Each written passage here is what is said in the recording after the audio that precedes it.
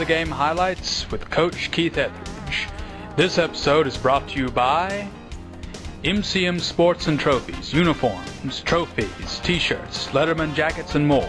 Call 205-451-6571. Friends to elect Dickie Drake for State Representative 45. See his platform at dickiedrake.com and remember to vote November 29th. Keith Hall Properties has commercial retail space available in a great downtown Leeds location, just over the track from the historic depot. Call 699-3260 for more information. For great rates on car insurance, Brian Worley is there. For a free quote, call his office at 205-640-1000 or check out his website at www.brianworley.net. The Right Stuff Thrift Store, the right stuff at the right price, located on Parkway Drive across from Leeds First Baptist Church. Open Monday through Saturday, 10 to 6. Hello, and welcome to the final regular season edition of the Leeds Herald After the Game Highlights. We have yours truly, Mike Turner, principal of Leeds High School, and the state-renowned Coach of the Year on 2 occasions, I believe, Coach Keith Etheredge. Welcome, Coach, and we'd like to take this moment real quick to thank all of our sponsors for all the hard work that you do and all the support that you've given us throughout the year. Coach, let's get right down to it, if you don't mind. Let's go back to the Moody Blue Devils here. They came in with a 1-8 record. We were at 7-2 at the time. And Coach, from the ensuing kickoff to the first possession when Ladarius Rogers took it, some 80 yards, yes, looked like he was shot out of a cannon. I think that kind of laid the groundwork for what was going to happen for the remainder of the game. Just talk to us a little bit about that. Put it in your own words, Coach. We did. We established the run early, allowed us to do some stuff passing the football. Played real good defensively. You know, like you said, I mean, we rolled up. We had 2 guys with over 180 yards rushing. Ladarius Rogers had 11 carries, I think, for 196 yards, and we had Chris Edwards who had 10 carries for 188 yards.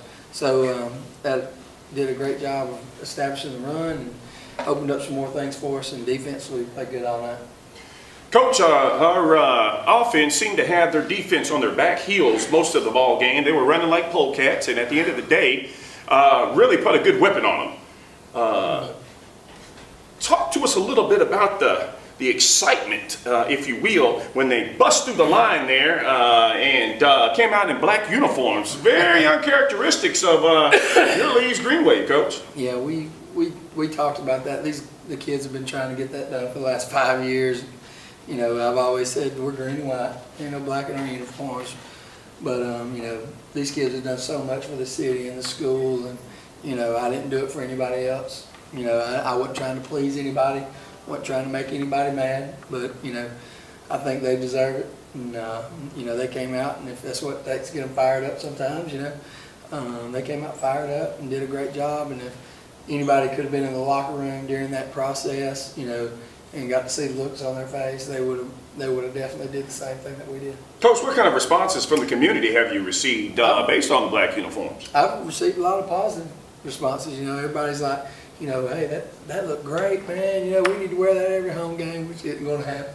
You know, we may do it once or twice, you know, a year in some big games, but, you know, I thought they looked great. You know, I thought they responded well and played great. And, you know, this senior group is a special group to me, and, you know, to send them out like that and their last time against Moody, and it was just a special night for them, and hopefully, you know, leave some fond memories for them after they graduate. Coach, I can remember a basketball coach here that sent his team out in black uniforms and was raked over the coals. But I guess when you win a couple of state championships, a lot of that just seems to dissipate. Moving you should have did that after you won the state championship. Moving fast forward, Coach, we saw a different look at quarterback. We had a senior, Dylan Shelton, step in. We had another young man, Devontae Smith, who was working through some issues and that kind of thing. But at the end of the day, just talk to us a little bit about Dylan Shelton and how you were pleased with his performance, I'm assuming? Absolutely. I thought Dylan did a great job of leading us. You know, he stepped in a situation where we need somebody to step up, and we got some guys who know the positions and they work at those positions also. Dylan was our starting tight end, moved him to quarterback. He took on that position and, unbelievably. And, we had some guys step in at tight end. Javier Mitchell played tight end the other night, had a good catch. You had Nick Marbury, who had a great job when he filled in at tight end. So they did a fantastic job the other night. And, we're without a couple key players that we started with. The guys are stepping up. Great job. Well, leading right into one of the key guys, a senior linebacker, happens to be, by the way, a defending state champ in wrestling, and he's out now with a knee torn, ligament, meniscus, and so now I guess we had in a crack bone. Talking about compounding injuries. Yeah. Who have you had to step up in that position and fill that vacancy, that void? Well, we just had to move some guys around. Trayvon Strickland moved back to linebacker, which is probably more of his natural position. But we were allowed to use him down, because we had Shockley who could play the linebacker position, and losing a guy like Shockley, kills you because he's a great character kid. Sure. He's a winner, he's worked his rear end off to get better every single year, and, you hate to see that happen. But some guys have really stepped up front, and did a great job Friday night. Eddie Boswell did a good job. Ladarius Burt's done a great job up there filling in up front. Even Blake English. Those guys have really stepped up, along with Javier Mitchell and Devin Braxton. Devin's had a huge year for us this year. Absolutely. So, just got a lot of other guys pulling together and not really replacing it with one guy, but a whole team concept of sort of picking each other up and just filling in where they need to be. Coach, tremendous regular season. To go to Clay County and losing a nail biter there, right. And then of course, seemingly we discussed this, all the wheels Right. fell off at Hanley, Right. and that's to be expected from time to time. You have those kind of, letdowns. But all in all, 8-2 regular season, Coach. That's it. Sum this up and kind of compare it to some of the previous seasons that you've had. Well, the first couple of seasons, I think we went 6-4 during the regular season and ended up making it third round of the playoffs. We've made our road a little harder for us in the playoffs this year. I think that these guys have worked tremendously hard. You think about 8-2, and that's probably one of the better records that leads, besides the 15, of course, the 10 and 0s, right. the 10 and 0s, and the 9. We were 8-2 the year before last. We made it to the semis. That's right. So you got some. That's a great year for us. That's a great year for us. We won all our rivalry games with Moody and St. Clair. We, started the year off strong with a big win over Alexandria. We won the region. 5 of the 7 region games. And you lose to a Clay County and a Hanley team who are probably 2 of the strongest teams in the state. Absolutely. I would say,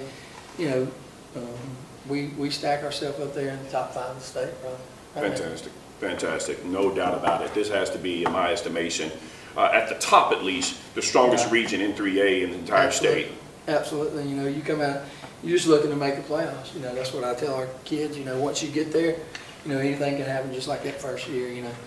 Our goal is to make the playoffs, and our goal is that every single year.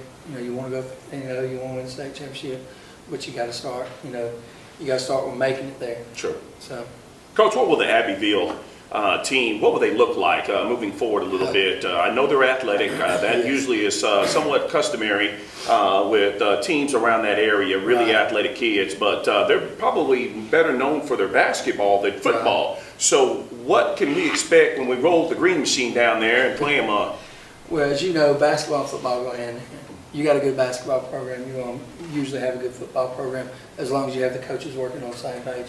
And vice versa, you got a good football program, you're probably going to have a good basketball program. Sure. So, as long as the coaches are on the same page, and I think they got their coaching staff on the same page.